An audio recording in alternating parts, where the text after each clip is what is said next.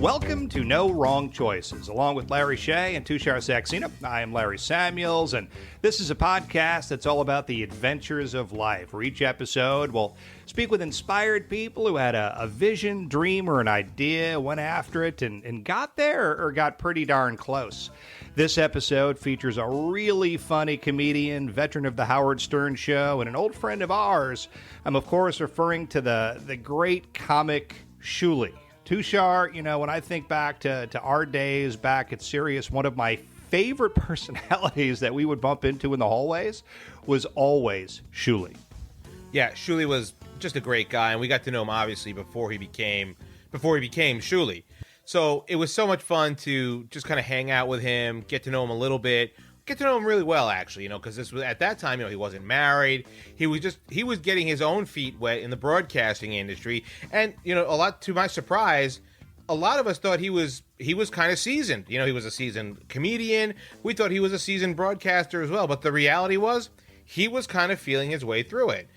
But the one thing I'll say about Shuli, and as we've had a chance to speak with him and get to know him over the years, Shuli is the portrait of persistency. This was a man who had literally come up from being a caller on the Stern Show, a super fan. And he basically said to himself and said to everyone around him, one day I'm going to be part of this program.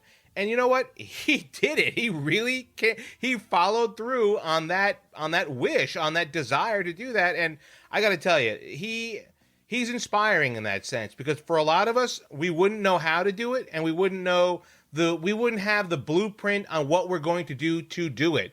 I got to tell you, the one thing that always surprised me about Shuli was his ingenuity. He was really ingenious about how he made himself invaluable to that show, invaluable as a caller to that show.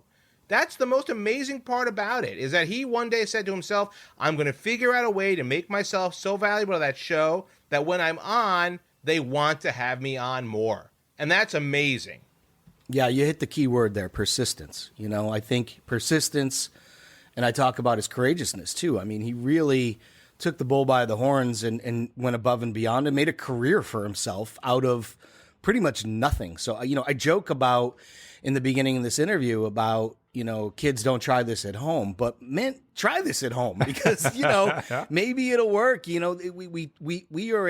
show is all about trying to show people the ways that you can achieve your dreams. And there's a lot of different ways to do that. And I think Shuli's just living proof that, this is a totally different avenue, a viable avenue, a difficult road to hoe, but man, he made it happen. And it's a phenomenal story, and we can't wait to share it with you guys for sure. I got to tell you, you want to talk about unconventional ways of going about making yourself something? This is an unconventional way. It's funny. I think back to when all of us were at Sirius hosting the fellas on Friday nights or whenever it was. And, whenever we needed an extra spot, we'd walk down the hall and there would be Shuli. Shuli was always around. I remember he never left. Bumping into him in the break room. He'd be over here, he'd be over there, and he was always on standby, always ready to go. And each time we brought him onto the show, he would be brilliant. Some of my favorite memories are of us doing football picks on Friday nights. And I know he was a huge Steelers fan, but I think he might have been a little fuzzy on the rest of the stuff. But every single segment was brilliant. So it's just it's been fun for me to see him develop and evolve from that guy that I would bump into in the break room way back when to this touring, working comedian who's so well known at this point. It's just been an incredible thing to follow. So coming up, we're talking to Shuli, and I guess the big thing I should tease is he works his way through, his career, how he got in. And he also talks about some of the choices that he's made more recently about moving to Alabama and moving beyond the Howard Stern Show. So this is really, really interesting stuff. So all of that to say, here's Shuli. Now joining No Wrong Choices is a really funny comedian and veteran of the Howard Stern Show who, much like Prince, Elvis, or Howard, only needs one name to be identified. I'm, of course, referring to Shuli. Shuli, thank you so much for joining us today. Pleasure, gentlemen. Thank you for having me. And you left off one. Much like Cher, I do outfit changes throughout my performances. Shuli. This is a show, I have to say this up front because I think it's important. This is a show about really how to achieve your dreams, right? How to, figure out what you want to do passionately with your life, go out there, find it, and achieve it. I just need to say off the top, kids, don't try this one at home, what Shuli did, because it can't be replicated, so to speak. But I remember meeting you, it had to be 2005, 2006, at Sirius XM Studios, and you had like the yellow Hall of Fame jackets. You remember that? Yeah, the old Howard Cosell Howard jacket, yeah. Monday Night Foot / Century 21 real estate jackets. Exactly. So take us back to way before then, because your story is amazing. And I want to take you back to you adored Howard's show. You loved what Howard Stern was doing, and you somehow found a way to be an integral part of it. How did that happen? Take me through it. I mean, it's dumb luck combined with, manifestation, destiny, fate, whatever, the gods, whatever your thing is. It's wild. I discovered Howard's old TV show first when I was growing. So I was born in Israel. We came to the United States, specifically to Los Angeles, in 78. I was born in 74. My parents decided they had a hunch that things wouldn't mellow out in the Middle East anytime soon, and it's They seem prescient now. That's prescient. Yeah, they seem to have gotten that right. The Nostradamus-y of them, yes, and so my mom, my uncle, who I'm named after, my dad's brother, he was killed in the 6-Day War. My mom, I was the youngest of 3 boys. And she told my dad, they're not going to war. They're not going in the military. We're leaving Israel. And packed up, a family of 5 with, I think, 20 grand or 30 grand to their name, and came to a country where they barely knew the language, and created a life for us, did everything for us. And comedy has always been a huge part of my life. Always loved comedy. Laughter to me was like every person I meet, the first thing I thought was I got to make them laugh because I want to hear what their laugh is. So at a very young age, they were like snowflakes to me. Everyone was different, and I was curious about every single person's laugh. So I loved comedy, was drawn to it. Watched Carson, watched SNL, SCTV, all these great sketch shows, and then come across this Channel 9 show that Howard used to do, which was part interview, part jackass, part hidden camera prank. Like, it was just wild. That show was Jackass before it was Yeah, I before remember Jackass. that. Yeah. Yeah, they're playing homeless Hollywood squares, and the Yep, contestants. that was one of my favorites. Yeah, the Love contestants that. were homeless, and they won an empty refrigerator box. Like, that was the grand prize. I remember a shopping cart of cans. A shopping once, cart too. of cans. Yeah. So, I'm watching this show, and this was before I even heard his radio show. He wasn't on the West Coast yet, and then he came on the West Coast, and I started listening, and drove my parents nuts because anytime we went on a road trip, I would have cassettes of best of recorded and play them for my dad hated it, and my mom as well. They didn't see the humor in it. They just liked it because he was Jewish. So I got away with it. And for years I listened, a huge fan from afar, and too scared at that point to try stand up, even though I had done every other crappy job known to mankind. I was terrified of trying, and I moved to Vegas, and I'm working in Vegas as a before I called into the show my first time, I was working in the casino. I dealt blackjack, roulette, pie gow, And then I ended up, natural progression, working at a souvenir liquor store on Fremont Street. A does lateral sound right. career That's move. next. Sounds like a lateral career move. Well, guess who doesn't drug test in Vegas? A souvenir liquor shop in Fremont Street. So I started going there, and throughout this whole journey of like trying to figure out what I'm going to do and pushing myself to try stand up, I'm listening to Howard religiously. I'm without a doubt a super fan. And I was dating this chick at the time who hated that I would stay up and listen to the live feed. In Vegas, it would start at 3 a.m. And it's Vegas. Yeah, I got off work at 1. By the time I finished my fat burger, it's 2:30. You know, I get the number ready. I get my I would listen to the show, and even if it was best of, I would record my favorite segments, usually fights, on air fights and stuff. And I remember her yelling at me one night, and she's like, I don't understand you. She's like, you listen to this show, do something with it. She's like, call or something. I don't know. And I'm like, whatever, I'm thinking she's an idiot. Later that night or that morning, they announced they're coming to Vegas for the first time to do a live show. And they're going to make a bet at blackjack table with fans. And if any fans want to come out. And so something pops into my head where I go, I'm going to call in and I'm going to ask Howard a question. And then I'm going to ask if I can make a bet at the blackjack table. And I dialed the number, and like fate, destiny, whatever, it rang. Guy picks up, asked me what I want to talk to Howard about. I told him, put me on hold. 5 minutes later, I'm on hold with a guy who I'd been listening to for 10 years, a god. Oh my God. Yeah. Wow. And I'm shitting bricks. I want to share this with anyone and everyone. The only person I can share it with is my ex-girlfriend, who's asleep and miserable and hates me. So,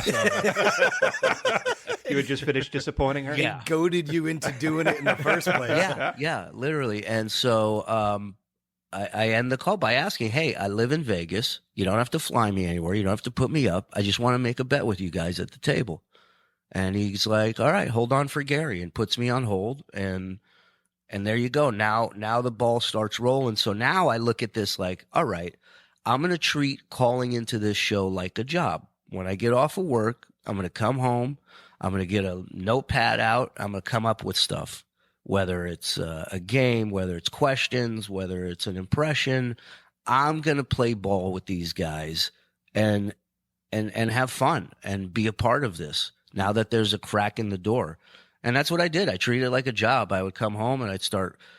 Now here's where my, nuttiness and fandom of the show came in to help me, which was all these shows that I recorded, best of fights, I created a game out of it where I would take one quote from an argument and make up 3 other quotes. And I would call in and I would play this game with Howard. And the greatest thing about this game is that it would start these fights all over again or new ones.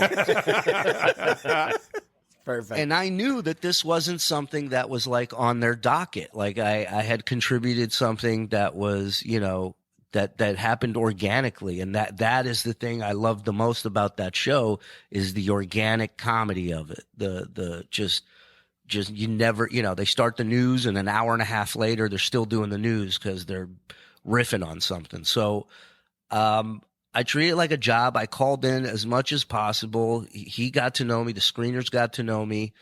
And I had comics in Vegas giving me shit, like going, I don't get it. They don't pay you. You don't plug gigs, because I wasn't good. I didn't feel comfortable going, come see me suck at this casino. The chuckle hunt. Yeah. Like it was hard and I wasn't good at it. And so I didn't plug my stuff. I did it literally for the love of the game. And so then he announces he's getting ready to move to Sirius. And he says he's going to give all his regulars and his whack packers a chance to do a show. And I said, all right, I have to learn how to do some sort of broadcasting. I don't want to have 20 seconds of something to say and then just go, for an hour. So me and 2 friends rented airtime on an internet radio network. Yeah. And we did a show called Renegades of Comedy every Saturday. And it was just this wild guerrilla radio, totally, you know, we did so many illegal things on there, and nobody listened, nobody cared. And I remember we ended every show the same way. I had 2 celebrity phone numbers in my phone, and every episode we ended with me cold calling the numbers to see if we can get one of them on the air with us. And the 2 celebrities were Kiefer Sutherland, who I met hammered at a bar in LA once and gave me his number. That was sort of his thing. Oh right? yeah. I walk into a bar and I just hear, "I love Boston," while Boston's playing. And I look over and it's Kiefer Sutherland, you know, with a pool cue playing guitar to "More Than a Feeling." And I'm just like, That's awesome. this is insane. And then the other one was Tommy Lasorda, which I don't remember how I got his Tommy number. Lasorda. Come on. Yeah. But sure enough, I got him on the phone one day, and I asked him something about Howard. He cursed me out and you know, hung up on me, and I immediately gave the audio to the show. And so I was trying to prepare in hopes of a chance, of an opportunity. And one day I get a call from this guy who says, it was a Saturday, he says, "Can you be in New York by tomorrow?" Now, I'm making $40 a week running, you know, 2 open mics in Vegas. I go, "For what?" He says, "I can't talk about it on the air. I can't talk about it over the phone." He says, "But I just need you out here tomorrow and I'll explain it." And right away, I'm thinking, this is Sal. This is somebody from the show fucking with me. It's a bit. Yeah. And I'm just like, "Listen, Sal, I'm not playing around." And he's like, "It's not Sal. My name is Tim Sabian." Oh, wow. Tim Sabian. Wow. He says, "Come to New York. If I'm lying, you can kick me square in the nuts." I go, "Wow, this guy sounds pretty insane." a true professional. Yeah. But anybody who knows Tim's like, "Oh, yeah, that's Tim." They know that. Yeah. And so I literally went to my dad and I was like, "Can you buy me a plane ticket to New York for this show that you hate that's taking a chance on me and giving me a 1-week audition," which I didn't even know what I was auditioning for. And he bought me the plane ticket. Until this day, he remembers the exact amount and he doesn't let me forget it. $940. You know, That's an expensive plane it ticket, was. actually. It was. It's a one day. Yeah. It's a 1-day turnaround. So come on. Yeah, Yeah, it is. So, you know, I go and I'm in New York. I'm terrified. I don't know where anything is. I don't know what I'm there for. And they bring me in my first day into this big, huge boardroom. And they introduced me to what was then called the Howard 100 News Team. Oh my gosh. Okay. Now, this was a brilliant idea that Howard had to create a news team like 1010 Wins or any, you know, any local AM news station you got wherever you're listening. But all we report on is the world of Howard, the guests, the staff, the whack pack, anything and everything Howard related. We reported on it. It was genius. It was totally genius. And this was this the Yellow Jackets? Yes. Yes, this was the Yellow Jackets. Yep. Yellow Jackets. I remember 'em. So they bring me in and and it's this table, you know, this room filled with people. It's about 20 something people. And they go, "Listen, these are all professional broadcaster, Emmy nominated, Emmy winning broadcasters. Ralph Howard was the lead anchor on 1010 Wins for, I don't know, 100 years, and then he retired, and then they reached Wasn't out to him Steve for Langford like a big personality Steve too, like a real guy, yeah, Steve real Langford, news guy? Did you have Current Affair. Did you have Jackie Carl with you too? No, I don't think we did. We had Penny Crone. Okay, Penny Crone is what I'm thinking of. That's right, Penny yes. Crone. That's right. Penny Crone, a New York news legend, and Absolute. She was an absolute institution. Penny Crone. one of the wildest women I've ever worked with. It's like working with a drunken sailor. Oh every my day. God. She was the best. And so there's all these real deal professionals. And me, you know, I have 2 joints in my Marlboro light pack. What the hell am I going to do here? And I'm like, I'm just here for a week. Like, what do I give a shit? I'm going to hit the stand-up clubs is what I'm going to do. That was my thinking, was like, when this thing ends, which it will in a week, I'm going to stay in New York and do stand-up, because that was what I was doing before I got there. So Yep. now at least I'll be in a place where people can see me, and I don't have to, write material that can compete with gambling addiction. So, and so they asked me, we need you to explain the show to everybody. Who's who, what's what, how does it all work? And I said, okay. And so this was like, you ever see those mafia boards where they have like the head boss? Absolutely, sure. Yep. That's literally With what the I string did. and everything. I was just like, Howard, there's Robin, there's Gary, boom, Fred, and then, the Whack Pack. And I was so excited to share, my knowledge that I basically shot my wad on day one. I had taught him everything. Turns out there was no one better qualified to explain the show than you, though. It was right? a genius part on Tim Sabian's genius idea on Tim Sabian's part, without a doubt. But here I am, day 2, and I have nothing to do. And I'm like, and that's when it hit me. I'm like, I'm not going back home. Like, I'm going to stay here. This is it. I'm planting the flag in the ground. I got to figure some shit out. And I went and I grabbed a handheld recorder and I walked into Times Square and I started asking people questions. Are you excited Howard's coming to Sirius? He wasn't even there yet. The news was the only Howard related broadcasting that was on months before he got there. I didn't remember that. I think they were building the studio. Well, they were building a studio. Also, contractually, he couldn't come over. Oh, there you go. So we were there, I believe, 2 months before he ever broadcasted. And brilliant. And so we were it. For Howard fans, we were the only thing. And so I walked into Times Square and I'm asking people, are you excited about Howard coming to Sirius? And whatever their answer was, I was doing crowd work. I was doing what I know what to do, which was stand up. So, a guy would say, "Oh, I don't like Howard. I think he's childish." And I go, "And how old are you, sir?" He goes, "I'm 48." I go, "And you're wearing a backpack. Have a good day. All right, talk to you later." And I did that for like a half hour, and I come back to the station and I give it to, at the time, our news director, Liz Aiello. Liz Aiello, oh my God, I haven't heard that name in forever. Jesus. Yeah, and I love her. Another person that just... Another legendary figure in New York. Another legendary figure. Another person that I was blessed with in my life that kind of saw what I could bring to the table. It wasn't what anybody else could do. It wasn't necessarily maybe at times what they needed, but they let me do my thing. They didn't try to change me. She didn't try to, she knew I was the wacky guy that would go out and come back with some funny shit. And that was my thing. I didn't want to uncover anything. I didn't want to be a reporter. I wanted to be the goofy guy, and make stuff funny, because I've driven those plumbing trucks listening to the show. I've done construction. I've done waiting.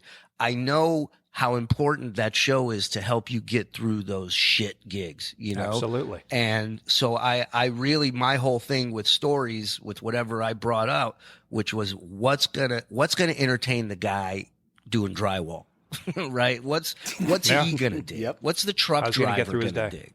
So she heard the audio from Times Square and she goes, "This is amazing. We're putting this on the air."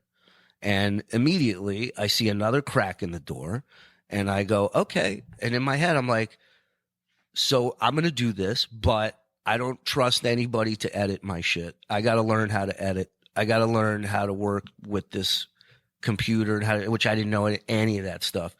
And I just did anything and everything I could to make sure if I had to clean shoes in the bathroom, that's what I would do. But I wasn't going to leave. I absorbed as much as I could from all these professionals around me on how to interview, how to listen. And I hung out and I did what I could do. I gravitated to things I loved, the Whack Pack, the Back Office. Those were the stories that I worked on. That's the audio that I came back with, and nobody else was working with the Whack Pack. And so it was a corner that I painted myself into that I was stuck with for about 10 years, which I loved. Some of the greatest content, I made was with with the Whack Pack. And in the process, that boardroom that I walked into on day one, which was about 23 people, ended up being 5 people, 3 reporters, an editor, and a news director, and I was one of them. And I made it through a year with no contract, watching everybody leave, just going, it's a matter of time. I remember being on the phone going to my dad, going, it's a matter of time. I'll be home soon. And the day Tim called me into his office and gave me a contract, I was eating lunch. I was having chili. They had this barbecue cart right outside Sirius that made this chili with these I do remember that, my God. Oh, the huge chunks of steak. I could only eat it once a week because it killed my stomach. But I remember Tim calling, he goes, come see me in my office. And I bring my chili and I walk in. I go, I only have a little bit left, but it's enough to throw in your face if you fire me right now. And and he gave And the threat worked. and he gave me a contract. And I ended up working the next 10 years with Howard 100 News, and then that went away. And then I ended up maybe 9 years. That went away, and then I ended up becoming a writer and producer and on-air correspondent for the show, and ended up working there 15 years total. From listening to it on the radio while my dad takes me to school and telling him, I'm going to be on this show one day. And you know, unfortunately, the episode was a guy bet he could guess what breed of dog the dog shit was, and Oh man! and if he guessed it wrong, he would eat the dog shit. And Oh no! yeah, and I go to my dad, I'm going to be on this one day, and he $940 I spent. he actually looks at me and he goes, "What a fantastic program this is." The pride of Israel, Shuli Egar. Yeah. So, I mean, it's wild. I was the last guy to be like, follow your dreams and all that other shit. You know, I grew up with those parents, my mom and dad. I love them to death, but there's no bigger, darker sea of negativity and doom and gloom than my 2 Israeli parents, you know. They're Well, we always talk about how there's a lot of ways to get there, though, Shuli. Yeah. That's why I said, kids, that's a way, kids, boy. don't do this way. at home. No, listen, dude. They are, you know, they're the Rock and Roll Express tag team of bad news. Those 2, they can't wait to tag each other in and top the other one with horrible fucking news, and it's never changed. So for me, for something good to happen in my life like that was insane, and then really the big change for me was meeting my wife, and she, you know, once we were married, she became such a positive person. She had learned some shit and she implemented it and it worked for her. And she started, you know, trying to get me to do it. And at first I was, you know, all I know is doom and gloom from my parents, you know? So it's like, yeah, okay, so you just do positive things and you're a positive person and then good things happen to you. My ass, right? But then I started doing it and things started changing. Everything started changing. You know, the only hard part was staying in our lane, staying in that pocket of like, stay positive. Don't worry, you know, worrying is only manifesting that stuff to a reality. And it's a simple thing. It's almost too simple, which is why so many people don't get it and don't want to get it. It's just like, oh, I just think positively and something drops from the sky in my lap and it's a bag of money. No, it doesn't work like that. It's not magic. It's an energy thing. You set your energy to not being disappointed and you won't be disappointed. You set it, you know, when I worried about money, I was always broke. Right. And when I was worried about getting to a gig on time, there was always traffic.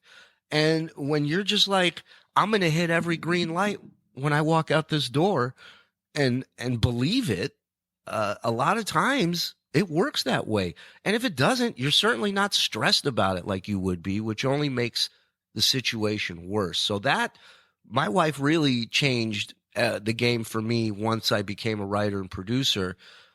You know, there was a lot of years where I felt like I need to be on air more and I was angry about it. And the reality of it was I was my own worst enemy by bitching about it, by being so negative about it and being like, how come I'm not in there? You know what? I wasn't ready. I didn't have the right frame of mind for it. And the minute I stopped caring about it, not caring, but like stopped stressing about it, it all changed. And all of a sudden, oh, do you know Shuli does an impression of Tan Mom? And it's like, yeah, been doing it for 7 years. I talk to the woman every day. Her voice is stuck in my head forever. So, yeah. Shuli, I was going to say, I mean, first of all, I had a whole bunch of questions I wanted to ask, which you have obviously answered 25-fold. You mentioned a moment ago this notion of manifesting positivity, right? Yeah. And I was going to kind of mention a moment ago this idea like dream boarding, like, you know, the vision boards, right? Yeah, vision boarding, boarding. And not that this is what you did, but obviously you said you treated your time calling into the Stern Show as an actual career, right? That was your job. That was my job. That was your second job, maybe even your first job after your actual job. Listen, I put more effort and energy into that job than I would say, did absolutely. My actual job. Yeah. It's all the mentality of how you approach it. I feel, 100%. If you're passionate about, look, everything I've loved growing up, I've somehow made money in the future with it. Comedy, radio, wrestling, big wrestling fan. Yeah. I've gotten to do roasts. I've gotten to go to events and meet and appearances with people. I mean, all this stuff that I've just I've never given up on. I've never felt like, all right, I'm in my 40s now. I got to move on. I got to, passion is passion, man. And if you're passionate about something and you truly love it, and as long as you're trying your best to be as good as you possibly can to yourself, to the people in your life, to strangers, it all comes back to you tenfold. I've lived the other way. I can tell you, right. Growing up in my house, with my parents, they would call me. I could tell from the ring it was them. And this was before you could set, I could just tell. And I would pick up and I'd usually be stoned. I'd be like, hey. And my mom's opening line, every conversation is the same. She goes, oh, you remember we are still alive. That was her hello every time. As somebody who was raised Jewish, I have received many of those phone calls. Oh, yeah. I go, how you doing? Better than your nephew. He's in the hospital with intestinal issue. I'm like, what are you guys bothering me for? Yep. Don't you have something fun to Has talk anything about? good ever happened in your vicinity? Hey, Shul, I mean, I think you and I might have met just right before the three of us kind of all met together. So I can honestly say that I was impressed. I actually thought you were an actual broadcast professional after hearing the story when you started with Howard News, because you didn't give off that air to me as like somebody who was kind of learning the ropes. I actually did think you knew what you were doing, but it's just super impressive to me that like you kind of learned how to become a broadcaster literally on the fly. To me, that is unbelievably impressive. I mean, I'm still learning, and I've been doing it for 30 years. Yeah, and some people would tell you opposite, that they don't see me now or then as a broadcaster. But and it wasn't just Howard. Like, I was blessed to run into people along the way that opened their door for me to come on their show, no questions asked. One of them, sports great Scott Farrell, who I'd never seen anybody do. Forget sports radio. I'd never seen anybody do radio like Scotty Farrell. And I just remember watching him one day dancing to the Stones and doing his Mick Jagger impression, and with that voice singing along. You're a star fucker. That's what you are, and I'm just like, how is this guy not on every TV station? Like, this is insane. Yeah. Yeah. Like, he is the antithesis of like the guy that should be on the radio, but he's so awesome. He's amazing. And he's the best. He's the best. He's the absolute best. Much like Howard, he's an original. Nobody can do what he does. And so that's my second legend of broadcasting that I work with. And he was a guy who taught me to work without a net, There was nothing scripted that we ever did. There was nothing that I led him. My whole goal was to get him to laugh, that fucking awful laugh of his. That, Yep. and that's what my goal was. That was the finish line. That cheese grater laugh, boy. Oh Yeah. my God. And once he would start laughing, I would lose my shit. And it felt like old school Carson, old school Carol Burnett, my favorite stuff. And then the third guy that was, I would say maybe the most instrumental was Jay Thomas. Jay was on the radio when I was going to school in LA. I've known of him for years as a radio guy. And when we met up at Sirius, I went and interviewed him for, he had Richard Simmons on his show one day, and Richard and Sal from the Stern Show prank called Richard Simmons on Jay's show. And I went to interview Jay for Howard 100 News to get his side of things on the prank. And I remember going, what are your thoughts on Richard and Sal pranking your guest? And Jay just looks at me and he goes, you know, it's all bullshit over there, right? Oh, geez. I go, I'm sorry. He goes, that whole thing over, it's all wrestling. It's all bullshit. He goes, I don't buy into any of that shit. You tell that fucker Richard and Sal, if they want to come to my studio, I'll knock their goddamn teeth down their throat. And I shut the I shut the recorder off. He looks at me and goes, how do you think that'll go over, huh? Jay So he was knew. just stirring the pot. Just great knew what radio. to do. Jay was one of the most underrated actors. He was so good at turning nothing into something. Nobody could do the show. His ISDN line went out one day. And his board op goes, you want me to run a best of? And he goes, no, I'm going to call in from my cell phone.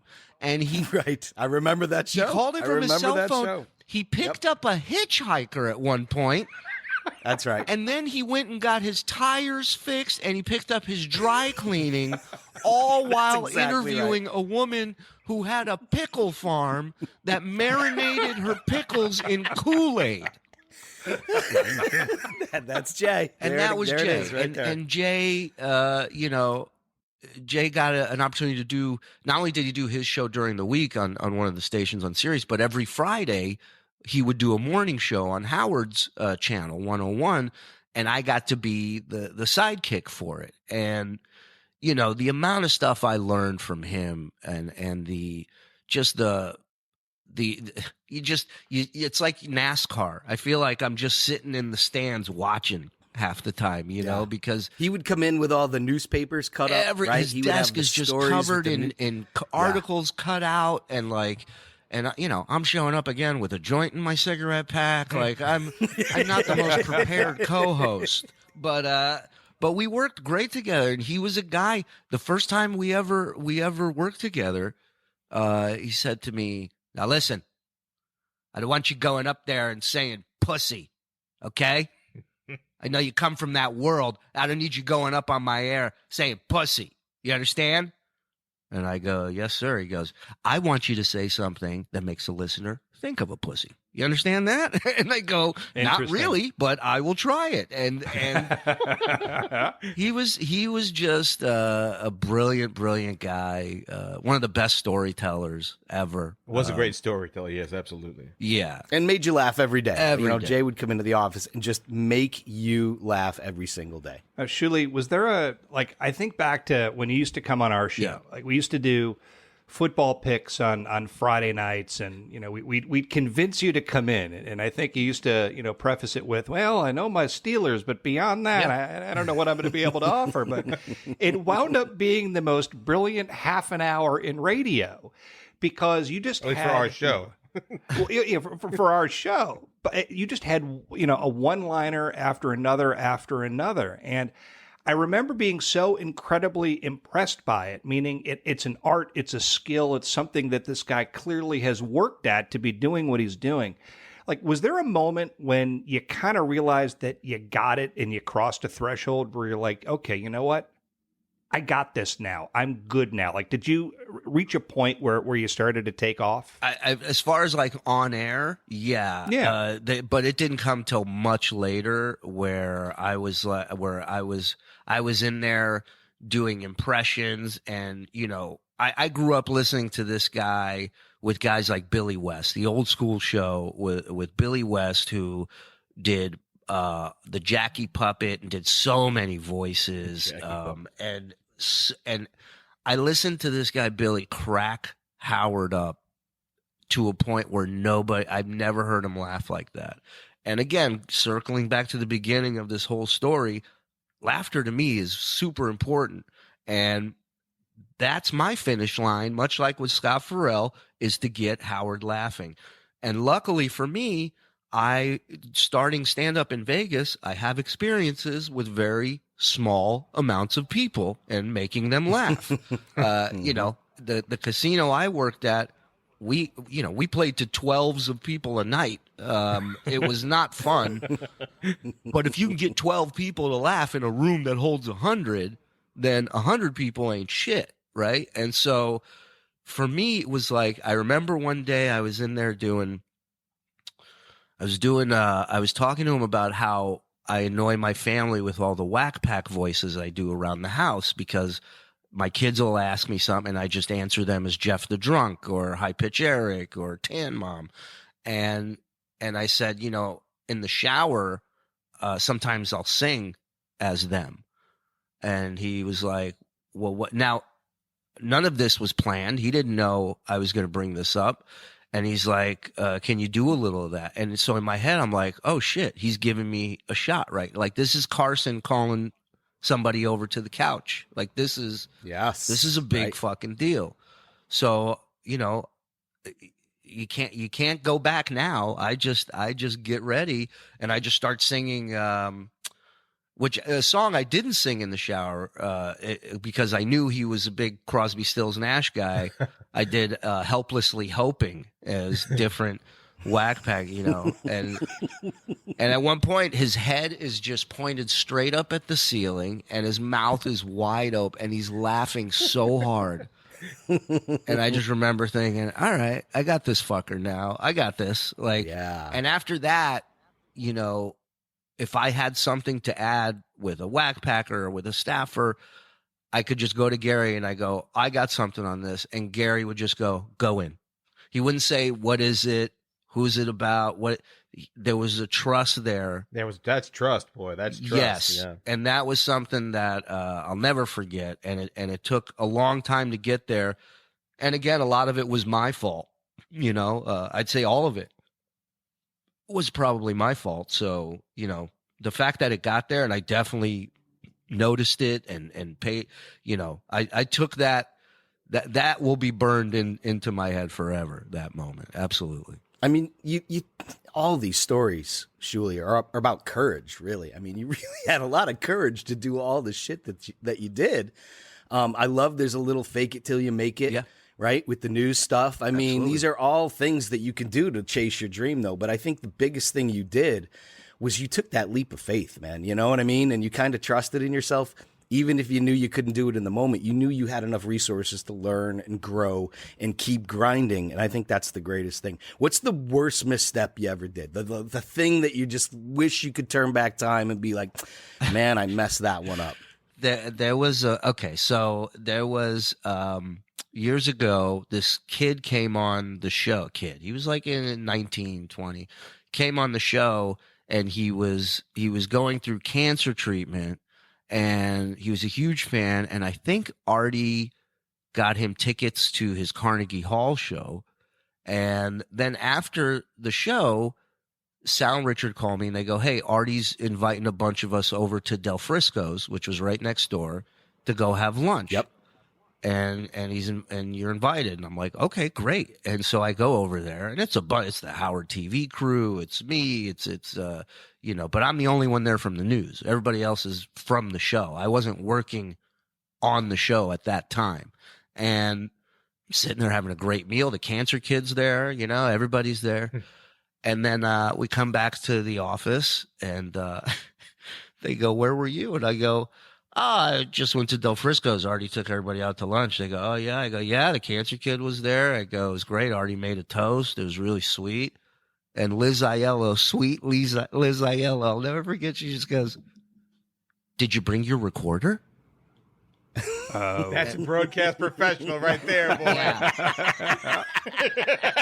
And I go, oh, no, I didn't think to bring it. It was just lunch. And she like, boy. I've never been in the military, but if your worst fear of a drill sergeant, that's what she turned into in front of everybody and just laid into me. And I was like, oh, fuck. I'm like, this is not good. I will not make this mistake again. Although there was another quick one, the transit strike, when the subways and buses stopped working, everybody went on strike. We had the Howard 100 news van. Right, we had this little skinny narrow box van that you put like stripper advertising on. right. And it was the Howard, and it was a picture of Howard. It said the Howard 100 News Team. And I don't know if I suggest somebody. I don't know who suggested it, but I definitely said I would do it. Somebody goes, we should ask people if they want rides in the Howard 100 News van and give them rides. And I go, yeah, I'll do that. And they go, perfect. Shuli's the wacky guy. He'll pick them up. Great. They go, here's the garage ticket. Go get the car. I go get the van. Now I'm sitting behind the wheel, and I realize I don't know any directions in New York. I don't know anything. But I said, fuck it. I got my recorder. I pull up. I pick somebody up. I go, hey, where you going? They go, Lower East Side. I go, how about 4 blocks this way? I said, I got to keep in this radius so I can get back to work. I don't know my way around here too well. And I felt bad because these people were so happy at first. And then when I told them, I go, Howard 100 News is here to help you. They go, great. I need to get to Yonker. And I'm like, no, I can't take you anywhere, dude. Not that kind of help. It's all a facade, man. I'm just going to drop you off at the next block. Have a good day. Hey, Shul, so like, what was it like for you then when you took over a larger role on the show? And I don't mean more of your news role, but when you took over more like more of the comedic role when Artie left the show and you were brought in more to do a lot more comedy stuff on the show itself. What was that moment like for you? I mean, that was another Tim thing, before Tim left, before they, made a regime flip over there. He called me up and he's like, hey, I'm recommending you to be a writer and a producer for the show because the news was getting ready to wrap up. It had run its course. And luckily, the content that I had been creating for all those years kind of helped me. I mean, it helped me be an option, right? The rest was kind of up to me, and just the opportunity was. I mean, that's the MO of this whole story with me, is that crack in the door. That's all I needed to see every time was if a guy like Tim has trust enough in me to give me a shot, I can't fuck that up. I got to do whatever it takes because the list of people that truly support and get you and wish the best for you is a very small list, ladies and gentlemen. It's usually one hand, but it doesn't need to be a big one. It just needs to be the right ones. Much like my audiences. They don't need to be big. They just need to be right. Shuli, with what you're doing now, pivoting away from, the serious days, you're now on the road doing comedy, doing stand-up. Tell us about that and give us a little bit more insight into just your stand-up world. Well, a lot's changed, 2 years ago during the pandemic. Everything kind of, I knew when they sent us home, we were never going back in that studio again. I just, Howard's a germ phobe on a good day.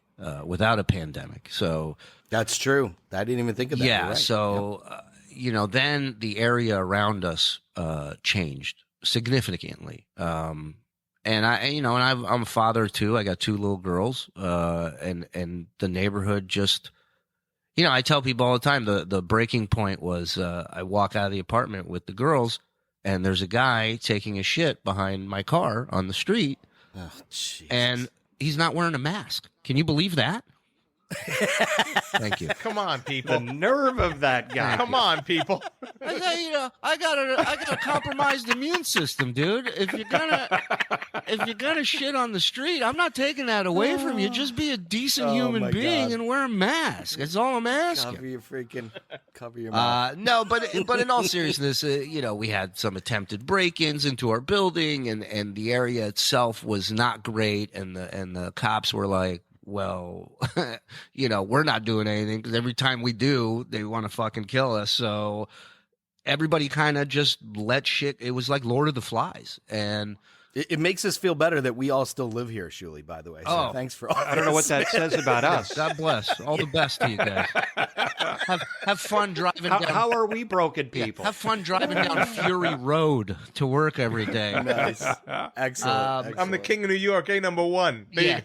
Yeah, please. Oh, man. You're looking at at the first sign of trouble. This Jew's out the door, 1 foot in the aisle. You kidding me? Seriously, you're describing your neighborhood like it was Beirut. Yeah, for you God's know, sakes. the height of compared to what it was.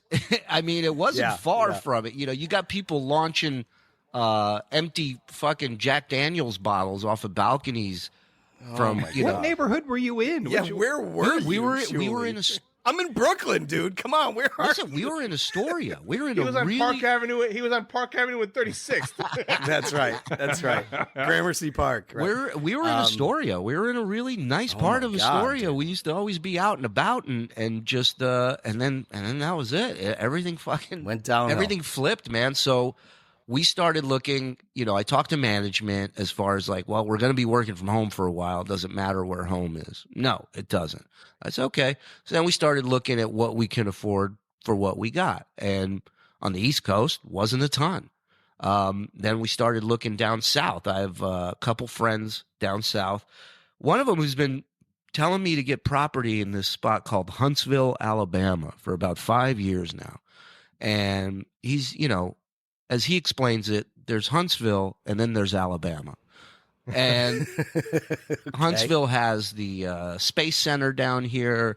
They have Google. They have military installations down. They got FBI. I mean, places banging. There's so many like smart people out here, technology people. You know, I got a guy across the street from me who works for the Department of Defense. I got another guy who's, you know, seven tours in Afghanistan and Iraq, bombs disposal expert. So like, I'm praying for the shit to hit the fan. I'm surrounded by all the people you want to be next to. It's all these guys So you have did been it. waiting for. I mean, it's but so we start looking at places and we find really great options down south here in Huntsville.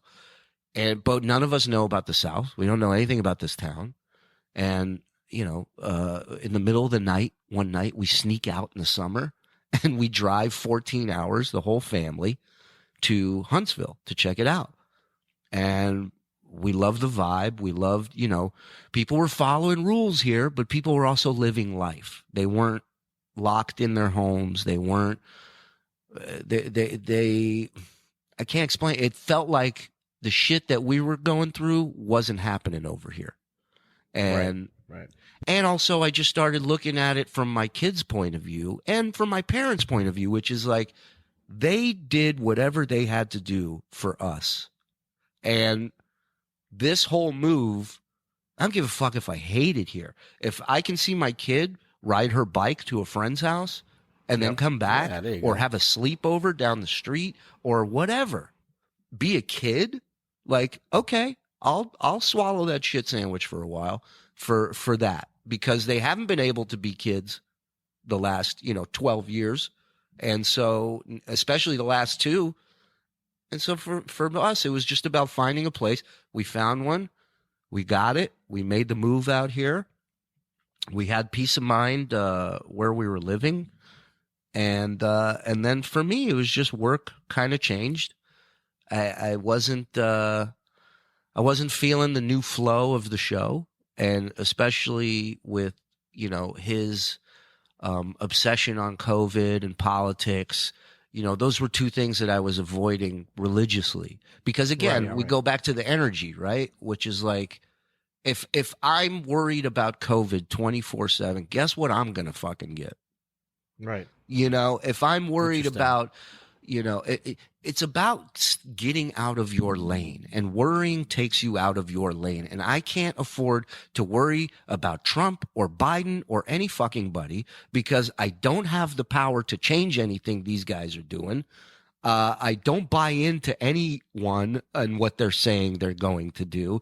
And my immediate concern is my family, my world, and the stuff that I can affect and make happen. And so that, to me, was it was like I was just sitting there every morning going, Jesus Christ, I don't want to hear this anymore. And that organic love, that organic comedy I felt went away, and I just wasn't enjoying my job anymore. And they were great to me, and I love them, and I'm grateful for the opportunities that they gave me. I learned so much. I got a family out of that deal.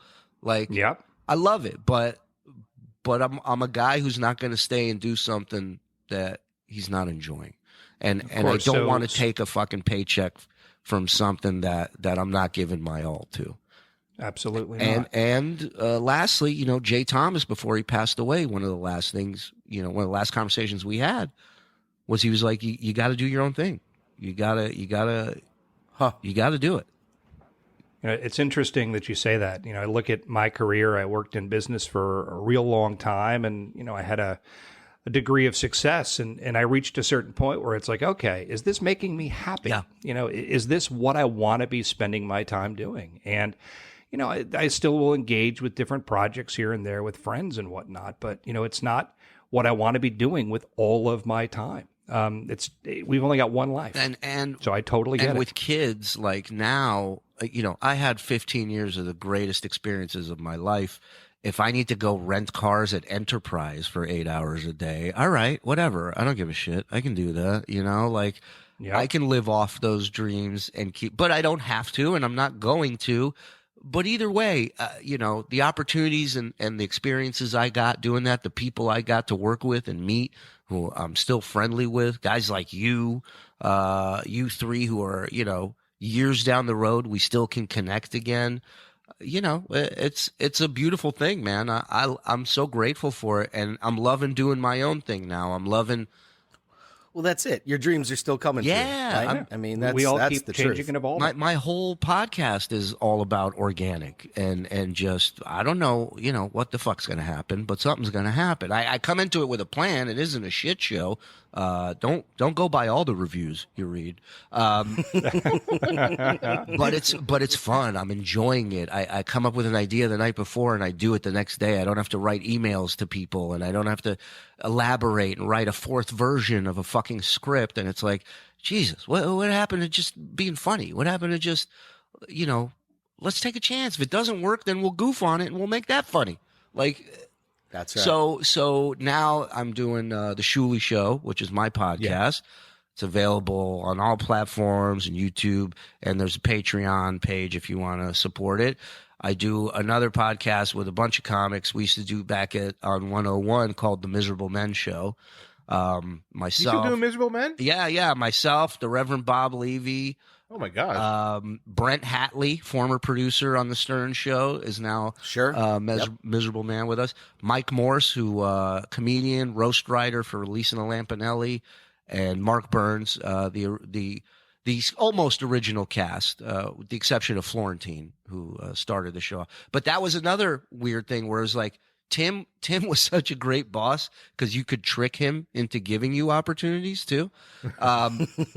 He was giving so many auditions to people on 101 for shows that Bob Levy says to me one day, "Hey, when you see Tim today, tell him we're ready for our show next Tuesday." And I go, well, he didn't give us a show next Tuesday. He goes, doesn't matter, just tell him. I said, okay. I walk by. I go, Tim, we're ready for the show next Tuesday. Good. Yeah. So you're good. You guys are all set. Yep, we're all set. Okay, great. And that show, and another thing with Tim is that show went from 1 hour on Sunday nights, and he eventually kept giving us more and more time. We ended up being a 4-hour show. We ended up covering for Pharrell. There was no other show that went from 1 hour to 4 hours, and that again, Tim Sabian, seeing the genius of it. Yeah, and so we're doing that again. That, unfortunately, we're just on Patreon. So far, it's the only place that hasn't thrown us off yet. So if you want to check out the Miserable Men Show, go to Patreon, the Miserable Men Show. And then the last podcast I'm doing as of today is a podcast where we interview comics about bombing, their worst bombing stories. That's a great one. Oh my God, I got to hear that. Yeah, this is my comedy brother from Vegas, James Mattern, phenomenal New York comic, one of the best hosts in the city. He's all over every club, the Cellar, you name it. Him and I started together, and in Vegas, like I said, we played to 12s of people. And when one of us would host and bring up the other one, as we're shaking hands on stage, we would have a code phrase that we would say to the other one to let the other comic know you're about to bomb your ass off with this crowd. and the code phrase was, he would shake my hand and he'd look at me and he'd go, thanks for coming out. That's what he would say. And that's when I knew, all right, this 10-minute set's going to suck. And so that's the name of the show. Thanks for coming out, a podcast about bombing. We got about 10 episodes. It's available everywhere and on Patreon. And we got a special thing where we review bombing videos and awkward videos on Patreon as well. Our own stuff. It's a thing you never get past as a comic. Yep. Which makes it such a great thing. You talk about coming back down to earth. That will always ground your ass. That'll always humble you. That'll always humble one. you. Yeah. Taking a hot one is, whoo! It is. Well, that's everyone's biggest fear, right? Is standing up there naked and just bombing. I mean, it used to be my biggest fear until I heard the album that changed it all for me, which was this is available on Spotify. So for any Jews listening, you don't have to pay for it. It's called "The Day the Laughter Died." It's part 1 and part 2, and it's by Andrew Dice Clay. And the story behind it is he goes into Dangerfields at like a Sunday at 1 a.m., not advertised, not promoted, not his crowd, and proceeds to do an hour and a half bombing. It is one of the funniest fucking listens you will. At one point, like 40 minutes into bombing, he just goes, great, you can hear the air conditioner. He goes, this whole album's ruined now it's ruined. One album ends with him threatening to fight someone in the audience. Like it's, and Rick Rubin produced it, by the way. Oh my God, the great Rick Rubin. Yeah. So, oh my God. And I always tell new comics, you have to listen to this. This is a comedy Bible. This is a part of comedy that nobody will tell you, that bombing isn't the worst thing.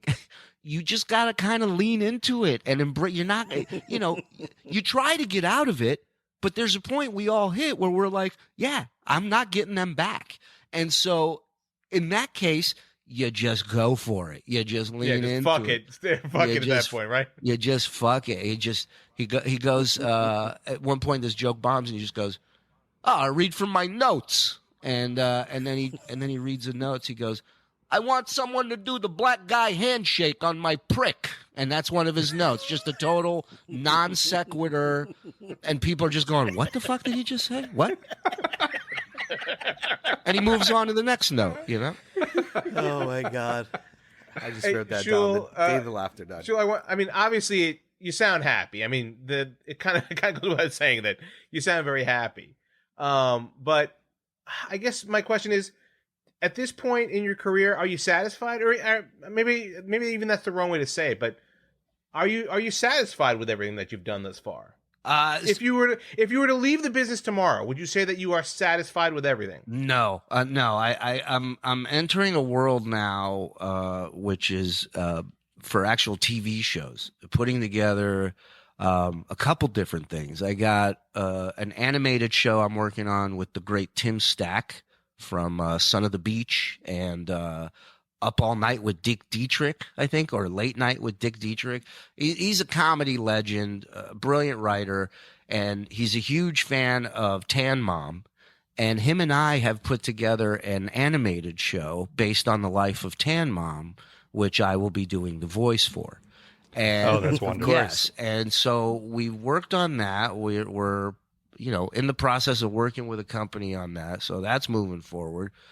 There's a reality show I'm working on that's looking real good. There's another script that I wrote about a blue state family moving to a red state. Imagine that. Where did I come up with that idea? My gosh, right? What you know? Yeah. How are you sourcing material for that? Yeah, and then lastly is another world that I'm a huge fan of is gaming, and I have a TV show that I'm working on that has to do with gaming, and so these are all things that have they've taken their time, which again, I have so many friends in the industry that put together scripts, and they all say the same thing. And they go, yeah, I'm sending out scripts this week. He goes, I mean, it's probably not gonna do anything, but and I always sit there and I go, that's why. That's exactly why. Yeah. You fucking chop your feet out from under you the minute you haven't even started. You haven't even sent it out, and you're already saying it's going to be rejected. That to me is insanity. I never once believed any of these ideas wouldn't take flight, and some of them are 4 years old. But I never gave up. I'd go back, I'd tweak this, I'd reach out, I'd send an email to this guy, touch base here and there. I'm not obsessing on it, but I'm certainly not giving up on it. My dad, Positivity. yeah. I think, look, man, and especially in this day and age, there are so many outlets for things. This notion of like the one and done idea, it doesn't exist. It certainly does not exist anymore. Not to mention the places you can shop it to. I mean, That's what I'm saying. Yeah. There's so many places you can go to. Yeah. Listen, I teach my kids one phrase over and over again. I always tell them, hope is for suckers. Okay? I tell them, belief is everything. You got to see it. You got to believe it, and then you will achieve it. And it's different from the saying my dad used to tell me when I would try and stay up late, watch Carson, and I'd hear him coming down the hall, and I would pretend I was asleep, and he would stand by my head, and in Hebrew, he would tell me, you can't scare a hooker with a dick.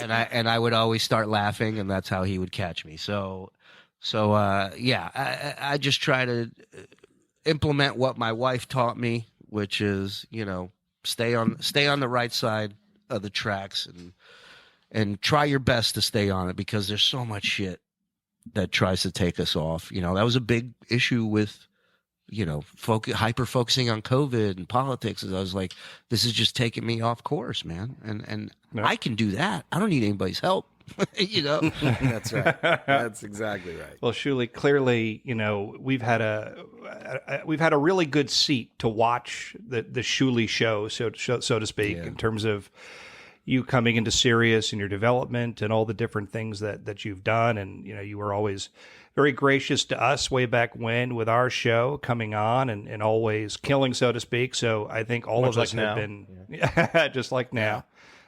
So, we've all been fans and we've watched this journey that you've been on. And, it's been really fun for us to see. And I don't know if sharing is the right way, but right word, but as a fan, we're certainly supporting you. So thank you, so much for coming on today. We're really, really enjoying watching Gold. everything you're doing. Hey, come back again. Shuli. Make sure you come back again. Anytime you guys want me. And thank you guys so much for reaching out. It's great talking to you guys again. Great to hear from you again, man. It's been a long, long time. And listen, back in those days, I was so hungry for airtime anywhere and everywhere, and not everybody everybody was game to giving it to me. You guys were, and I don't forget that. So I appreciate it very much. Hey, we had a lot of time to fill. Yeah, a lot of laughs. A lot of laughs. Those are always good hours. That was to our benefit, Shuli. We would sit back and let you go, man. Our number of listeners went from 8 to 16 in those hours. Well, listen, Julie, thank you so I don't know much. if you guys went to an hour format and you still called me up, so that's a good sign. We're learning. We're learning. Listen, boys, thank you. Anytime you need anything, let me know. All right, and all the best. Thanks, Shuli. Julie, thank you so much for all that. You got it, boys. Wow. What an interesting guy. It's so wonderful to hear his voice again after all these years. Although I guess I have been hearing it on the radio. He just hasn't been talking to me.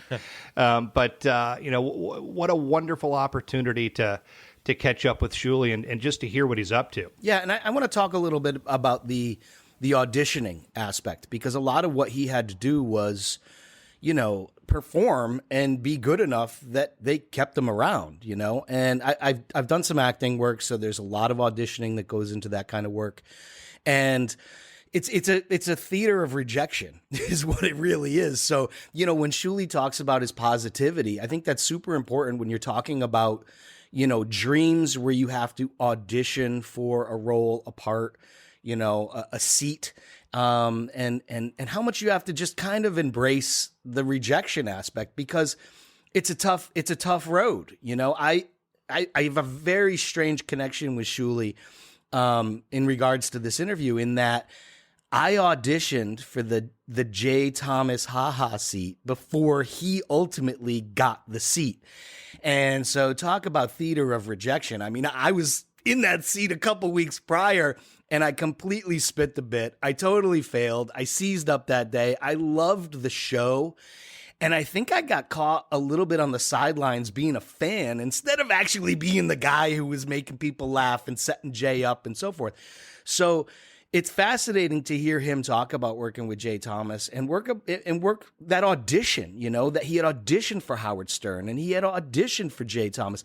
And that's a tough road. And I just want people out there to know that it's okay that you don't get the gig. No wrong choices is what the name of the show is. Sometimes you don't get the gig, and it is what it is. Right. And maybe if I get that Jay Thomas gig, who knows? I don't meet my wife. I don't, do something. Who knows where my road goes from there? But it was interesting to hear him talk about the performance aspect. It's like an athlete, right? If you're not performing, you're not going to get the job. So same thing with everything Shuli just talked about.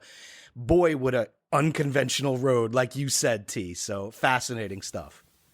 I'll say this too, is that he's right in that notion that every once in a while you just got to kind of say fuck it and just kind of go all out, right? I mean, at some point you just kind of have to say to yourself, I don't care about the consequences, and you almost have to say that to everybody in your life, right? Because you're going to have people going to be like, what you should do is be a bit more conservative. No, what you should do is try this and try that. At some point, you just kind of have to tune all of that out. Tell all these people they don't know what they're talking about and listen to yourself. And that's what he did.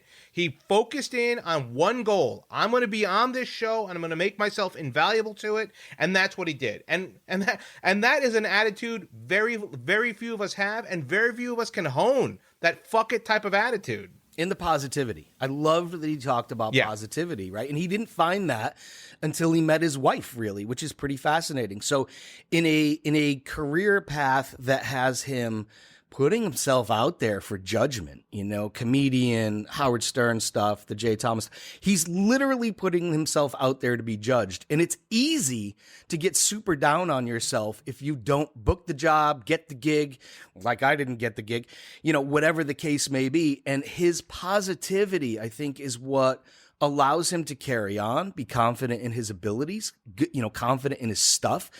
And to take that next step to get that other gig, man, I got beat down a lot. So I could have used this interview a couple of years ago when I just had to leave the business because I was getting rejected. That's the value we're providing. So much. So yeah, I really do think there's a service here that we're providing, that someone like Shuli can make me feel more positive at the end of this interview about trying again, getting back on that horse. And it's okay to be rejected.